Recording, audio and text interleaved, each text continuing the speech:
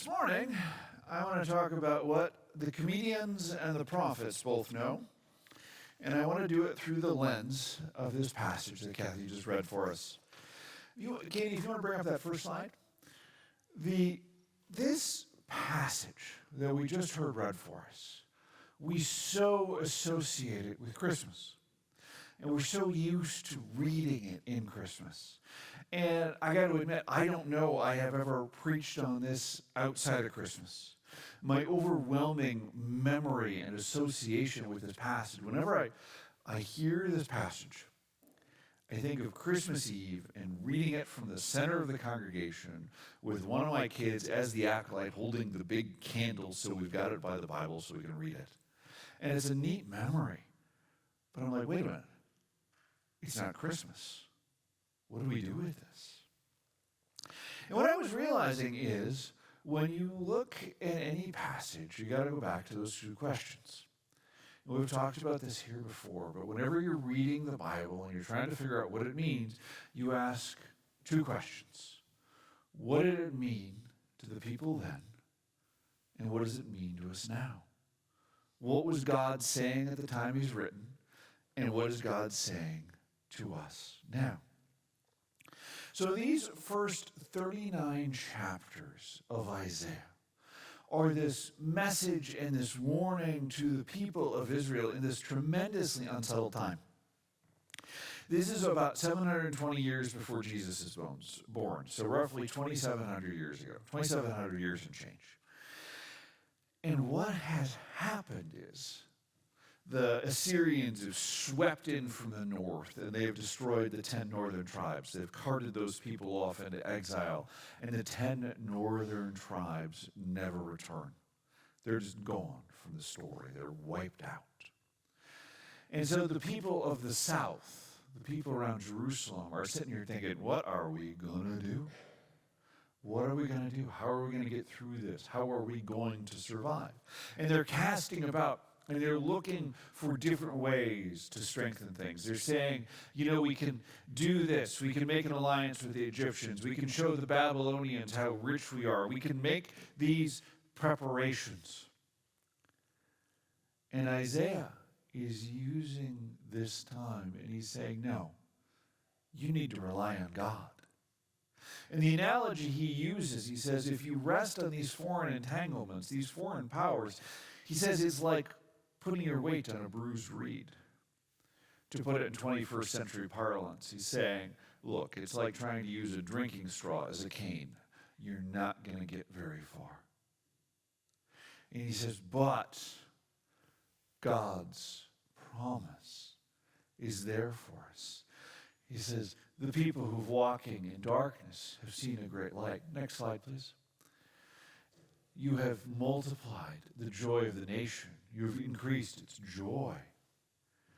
It is this beautiful passage and this beautiful thread that runs all throughout these first 39 chapters. You have the promise of God's joy and the warning that you need to rely on God. And it's this wonderful tension that exists there. It's this wonderful tension that Isaiah lays out for us. Now, what's really interesting about Isaiah is these first 39 chapters are very clearly located in this time frame of 720 BC. Roundabout. But then the last chunk of Isaiah, chapter 40 to the end of the book, is written in this really interesting way. It's written from the perspective of somebody a couple hundred years later. See, what happens is there is this time when Isaiah is warning, and the two southern tribes are still standing. But then eventually, the Babylonians come in, conquer all of Israel, and haul people off. And the exile community lives in Babylon for generations. And then at the time of Ezra and Nehemiah, they are returned to their homeland. They rebuild the temple. And it's this time of great joy and this time of restoration saying, we are back again. We've been through the storm and we're back where God has put us and everything is going to be okay. And what's interesting is that end of Isaiah, chapter 40 and beyond, is written as if Isaiah were there. It's written as if he were there looking at that very moment. And what scholars think, there's a couple different theories, but the one I think is most true, is that Isaiah wrote those passages, was given that vision by God.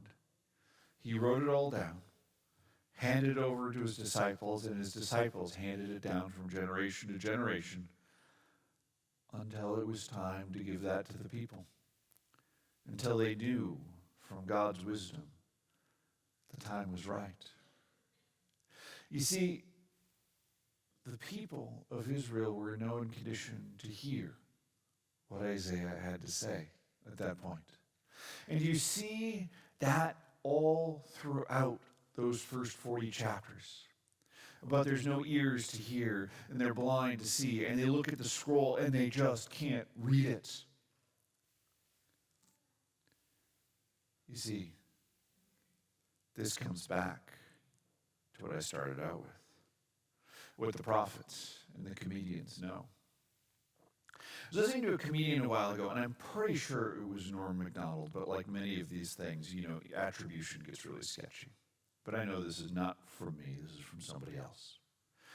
But good comedians will tell you that the laziest thing you can do is tell the audience what they want to hear. And comedians talk about this phenomenon, how politics so intruded on comedy, that you'll just stand up in front of a crowd and say, you know who's good? You people are good. You know who's bad? Those people you hate. They're bad. And of course, what happens? Everybody claps. And that's not comedy. That's just telling people what they want to hear. And it's a temptation for everybody, not just comedians. There is this thread which runs through the Old and the New Testament about false prophets. People, whether it's the time of Elijah, Isaiah, or even in the New Testament, false prophets who come and just tell people what they want to hear. And say the same thing as the comedians do these days. You know who's good? You're good. You know who's bad? Those people you hate. But the real prophets, the ones whose words come true, they'll tell you what you don't expect. You see, Isaiah, in the end, he gives this portrait of the Messiah, the one who's come to save the nation of Israel. You see, what everybody expects is somebody as tall, as handsome as Samuel, as tall and as handsome as Saul, somebody who's the poet, the warrior king like David, somebody as wise as Solomon. And what Isaiah says is, you know what he's going to look like? It's going to be normal looking. And you know what's going to happen? You're going to kill him. Katie, you want to bring up that last slide for me? This is a beautiful passage in Isaiah 53.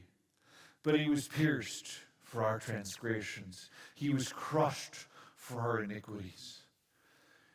If you grew up reading the King James, there's that beautifully painful line. By his stripes we were healed. Referring to Jesus being flogged for what we did wrong. What Isaiah lays out is this Messiah, this King, that the people of Israel are waiting for, is not the conquering hero that you see, that you think of, riding in on a white horse to slay the enemies of Israel. But he is the suffering servant,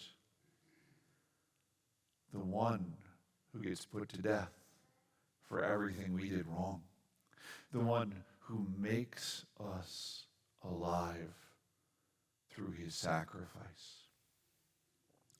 And that's where Isaiah challenges the nation of Israel, where he lays it out for them. So, which brings us back to the question. If that's what God was saying through Isaiah 2,700 years ago, what's he saying to us today? Well, I would suggest to you that you can find yourself in one of those three places. You can find yourself in that place where Isaiah was speaking to the people of Israel, and he's saying, look, the things you're trusting in, the foreign powers, those things that you think give you safety and security aren't real and will bend like a house of cards. Friends, I am convinced that one of the reasons that everybody was losing their ever-loving minds over the last 2 years is because a lot of the institutions, a lot of the things that we thought were solid, a lot of the things that we thought would never change failed us. We went through a lot of upheavals. And there were those things that we thought, this is solid. This is the rock that I can build my house on. And they shifted. Some of it was political, some of it was societal, some of it was family, where we ended up on different sides of debates. And we said, I thought I could handle this, and I thought I could rely on it. And it folded. And that is a scary place to be.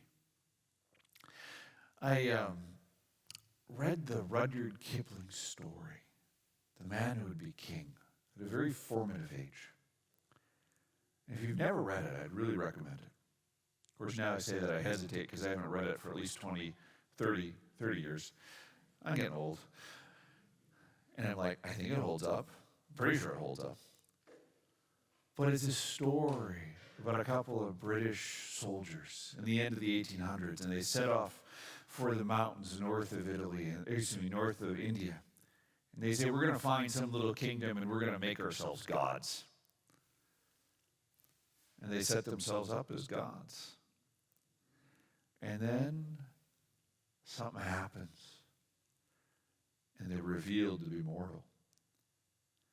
And the people are so angry, they kill them. And that's the human condition. That's why we still read Kipling 130, 150 years later, because he nailed the human condition.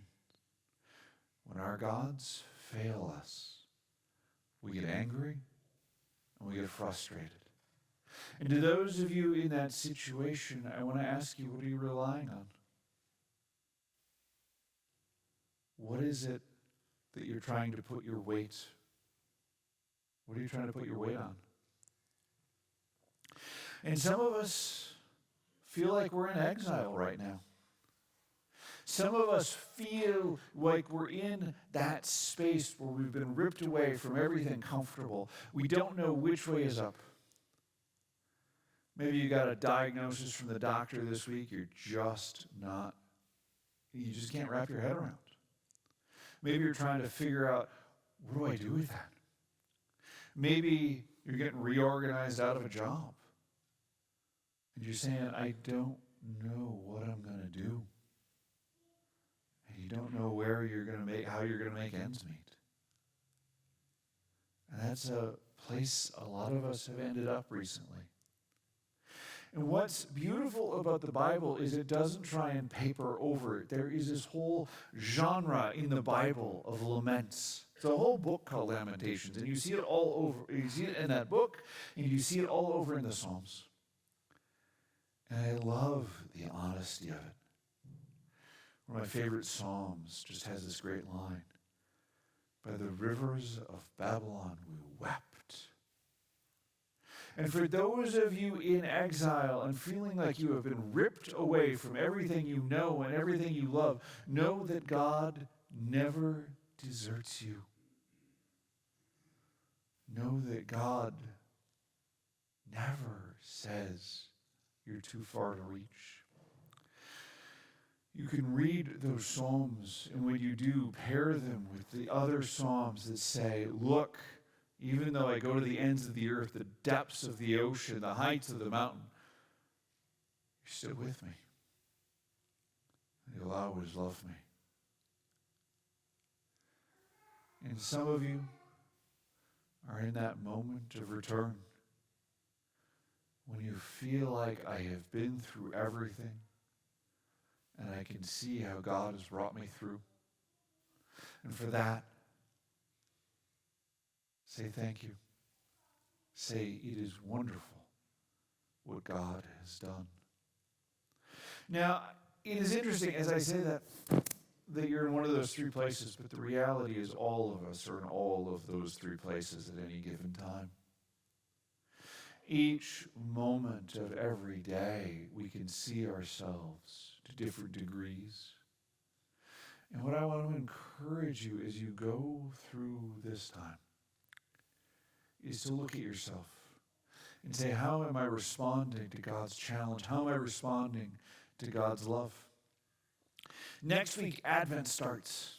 So we're starting to get ready for Christmas. As we're looking forward to the change in seasons, as we're looking forward to remembering the birth of Christ. And as we enter the season of preparation, look at your own heart and say, what is it that God is calling me to? And how is it that God is blessing me? It is a beautiful season. And as wonderful as we look back to Isaiah and look forward to what he's doing next. Amen.